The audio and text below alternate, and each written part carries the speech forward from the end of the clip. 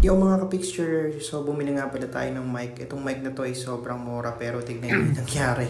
So yun mga sir, parang saglit lang natin magagamit ng mic. Pumasok naman siya, pero wala siyang indicator na nag-charge.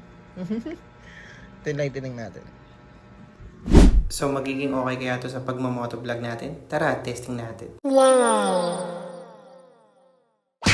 So hello mga ka-picture, ito try ko to nang hindi ako wala, nakaupo lang. Tamang excited lang sa nabili niya. Mukha ko. So yan, try lang. Tapos ayan, pakinggan nyo, yung hindi ako nagmumotor. Tas, ayun, ganun lang si Rashid, putik eh. Ginagawa ko, binaklas ko, ginawa ko ganito. Ayan, tinanggal ko siya. Ngayon, nakalabas yung board niya. Pero, tignan natin kung gumagana. Piling ko gumagana na, may ilaw eh. Ilaw na. Tapos, since modular tong helmet natin, patry natin nung nakaangat. Kung maririnig ba. Wait, angat ko lang mga guys ah.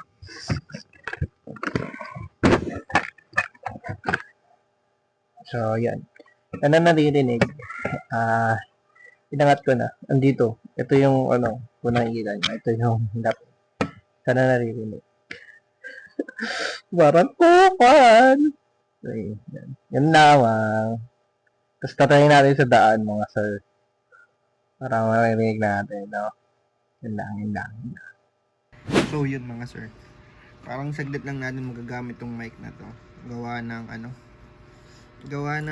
eto. Mali ako guys. Pang iPhone pala to, kaya pala hindi gumagana. So, yun. Kasi, sinatry ko siya isaksak dito. Gagi, hindi kasha. Sabi ko, ay gagi, baka hindi na to, baka hindi obra, baka na-defect yung nabigay sa akin. Kasi, malaki to, type C to Tapos, ito, yun, pinipilit ko siya pagka siya hindi to. Pang iPhone pala siya. Kaya mali. Lagi mura tayo ng mura. Sorry guys. Hindi tayo pang pang family vlog. Hindi tayo pala pang kiddie. So yun, tatry ko to balik ulit. Don't know kung gagana. Pero feeling ko gagana siya. Kasi natry ko ito. Ito yung sinaksa ko. Nawawalan na ako ng hoops kanina kasi ayaw nyo gumana. Bili na lang ako ng boya. Pagkatingin ko, ina 1K men. Sorry, 1K siya. Mahal. So, pagtiisan muna natin ito. Tapos, balik natin. Try natin kung gagana. Tapos, try natin sa daan. Check ko muna kung gumagana siya sa iPhone na charger. Pumasok naman siya. Pero, wala siyang indicator na nag-charge. Tinay natin. Pero, check muna. Baka. Kaya kayo guys, pag may budget kayo, go na kayo sa mahal para hindi kayo na problema. Sa yun lang. What's up mga guys? Picture nga pala. So ayun, continuation lang nung testing natin dun sa mic na binili natin. So voice over to. Hindi ito yung mic na gamit natin. So, dito to sa cellphone natin. Kasi medyo hindi ko type yung tunog. Para akong nasa kuweba. Pero feeling ko gawa yun ng nakababa kasi yung helmet ko. Nakababa yung visor niya. Kaya parang kulob yung tunog. So, ang ginawa ko is hindi ko siya ginawa actually. Sorry guys. Pero feeling ko pag nakataas yung visor niya, medyo maganda. Kaso gawa nga ng nakaangat sa lumulaat ng hangin, medyo mawindy yung tunog. So ito yung first na kuha ko na video. So hindi ako naka-record diyan. Puro hangin lang 'yan. So ayan. So to cut the long story short, ipe-play natin yung nakuha nating video sa dito.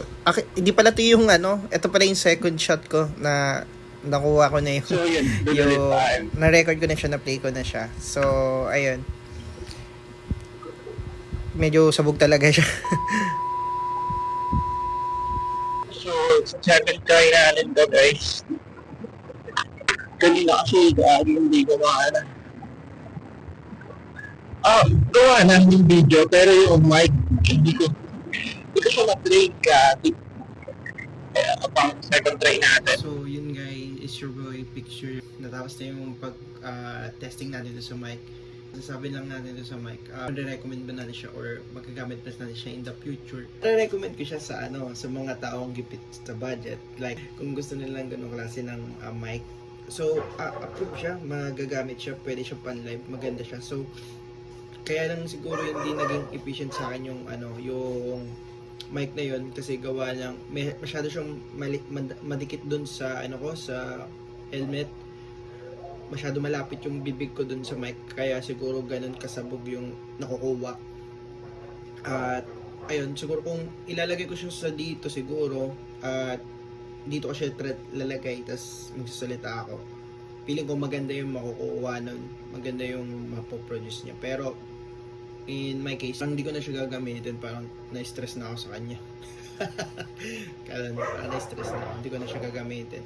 So plano ko magbili na lang ako ng magandang mic. So hindi tayo makapag-motovlog kasi wala tayong mic, tapos wala tayong front cam. Ang luho no? Ang luho Pero let's see, baka matry natin mag-video. So gawin natin ng paraan. Pero sa ngayon, ang bala kong gawin, gumawa ako ng mga parang reaction video sa mga luma kong nagawang video. Yun yung pinaka-trip ko kung gawin. Tayo ng 100 videos. So ito yung first video natin sa 100. So yun lang mga ka-picture. Salamat ulit sa panonood. At kung nagustuhan nyo tong video na to at naabot nyo yung portion na to ng video, so huwag mo kalimutan mag-like at comment mo kung naabot mo ba tong portion na to ng video. So yun lamang at maraming salamat.